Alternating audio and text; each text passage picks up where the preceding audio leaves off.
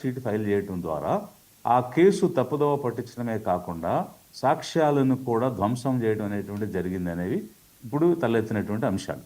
అయితే ఇక్కడ రాజకీయంగా చూస్తే కనుక అధికారంలో ఉన్న రాజకీయ పార్టీ, దానికి అండగా ఉన్న పార్టీలు ఎందుకు ఆ రోజు స్పందించలేకపోయాయి అంటే, ఎవరైతే ఎక్యూజ్డ్గా ఉన్నారో, నిందితులుగా ఉన్నారో వాళ్ళ వైపు ప్రభుత్వం ఉన్నది, అందుకనే వారిని గుర్తించి వాటి మీద చర్యలు తీసుకోలేదు. ఆ అన్యాయం జరిగిన ఆ పాపకు కానీ ఆ కుటుంబానికి కానీ ఎలాంటి న్యాయం జరగలేదనేది స్పష్టంగా కనిపిస్తుంది. అధికారం కోల్పోయిన తర్వాత అప్పుడు వీరు రోడ్డు మీదకి వచ్చి న్యాయం చేయాలని పోరాటం చేశారు. 2 సంవత్సరాల అధికారం ఉన్నప్పుడు చేయలేదు. ఇదొక పాయింట్. అయితే ఆ తర్వాత వచ్చిన ప్రభుత్వం కేవలం చట్ట ప్రకారంగా వచ్చే బెనిఫిట్స్ ఏవైతే ఉన్నాయో అవి మాత్రం ఇచ్చి కూర్చుంది. సిబిఐకి ఫార్మల్గా ఒక లెటర్ అయితే రాశారు.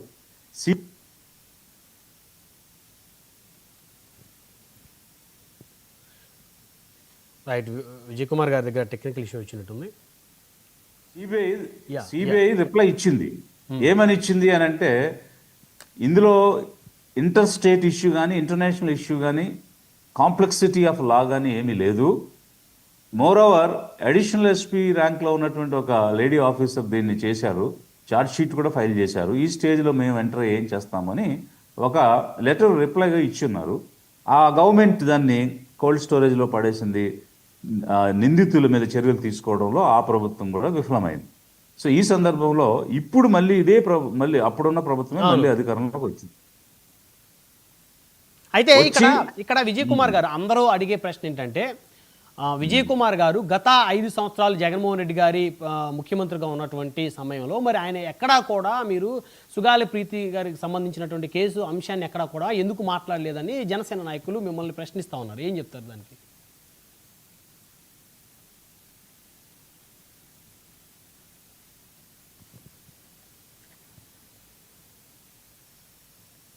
మా రాజకీయ ప్రస్థానం కేవలం 1 ఇయర్, సంవత్సరం అయింది.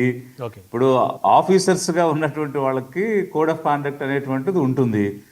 ఆ రోజుల్లో కూడా ఆ ప్రీతి యొక్క మదర్ నన్ను కలిసింది. నేను కర్నూలు వెళ్ళినప్పుడు షీ మెట్ మీ. నేను ఒక అఫీషియల్ ఎంగేజ్మెంట్ మీద వెళ్ళి అక్కడ ఒక మీటింగ్ జరిగినప్పుడు ఆ సందర్భంలో వారు వచ్చి నన్ను కలిసి ఉన్నారు. ఇలా అందరూ వచ్చారు, మాకు హామీలు ఇచ్చారు. ఈవెన్ 19 ఎలక్షన్ అప్పుడు ఈ వైఎస్ జగన్ ఎలక్షన్ క్యాంపెయిన్లో కూడా మమ్మల్ని అడిగారు, న్యాయం చేస్తా అన్నారు, చేయలేదు అనేటువంటి అంశాలన్నీ ఆవిడ నాకు తెలియజేశారు. తెలియజేసినప్పుడు ఒక ఆఫీసర్గా నేను మిగిలినటువంటి డిపార్ట్మెంట్స్లో ఏం జరిగింది, దానికి ఏం న్యాయం చేశారా లేదా, ఈ అట్రాసిటీ యాక్ట్ కింద వాళ్ళకి బెనిఫిట్స్ ఇచ్చారా లేదా అనేటువంటివి నేను క్రాస్ చెక్ చేయడం, బట్ యాజ్ అన్ ఆఫీసర్గా చేయడం జరిగింది అంతే. బట్ ఆఫీసర్గా ఉన్నవాళ్ళు ఇప్పుడు ఈరోజు నేను పవన్ కళ్యాణ్ గారు మంత్రిగా ఉండి ఆయనకున్న కోడ్ ఆఫ్ కాండక్ట్ ఎందుకు పాటించడం లేదు, ఒక మంత్రిగా ఉండి వ్యాపారం ఎందుకు చేస్తున్నారు అని నేను క్వశ్చన్ చేశాను కదా. అలాంటి కోడ్ ఆఫ్ కాండక్ట్లో ఉన్నా నేను ఆ రోజు. సో అందువల్ల నేను ఎలా మాట్లాడగలుగుతాను? రాజకీయ నాయకుడిగా, ఒక లీడర్గా ఈరోజు ప్రజల వైపు వచ్చున్నాము.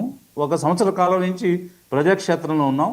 జరుగుతున్నటువంటి అన్యాయాల్ని అలాగే తప్పుల్ని ప్రశ్నిస్తున్నాం. న్యాయం కోసం పోరాడటానికి ప్రయత్నం చేస్తున్నాం.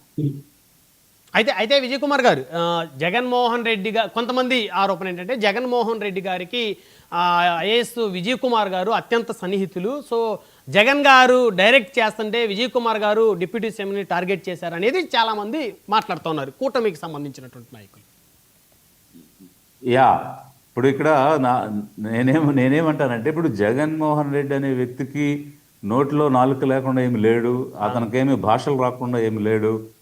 ఆయన అనుకున్నది అతను మాట్లాడగలిగే శక్తి, జ్ఞానం ఉందని నేను అనుకుంటున్నాను. First point. రెండో పాయింట్ ఏంటంటే, ఇదే పవన్ కళ్యాణ్ గారు గత 5 సంవత్సరాల్లో ఎన్నో పోరాటాలు చేస్తున్నారు.